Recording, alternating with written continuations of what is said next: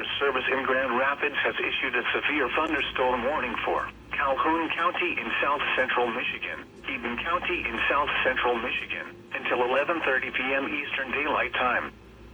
At 10:22 p.m. Eastern Daylight Time, severe thunderstorms were located along a line extending from 5 miles east of Lake Odessa to near Vicksburg, moving east at 35 miles per hour.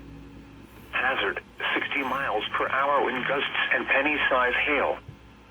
Source, radar indicated. Impact, expects damage to roofs, siding, and trees. Locations impacted include Lansing, Charlotte, Albion, Marshall, Battle Creek, Eaton Rapids, Grand Ledge, Potterville, Homer, Union City, Bellevue, Burlington, Brownlee Park, Marengo, Colombo, Olivet, Brookfield, Dimondale, Athens, Vermontville. For your protection, move to an interior room on the lowest floor of a building.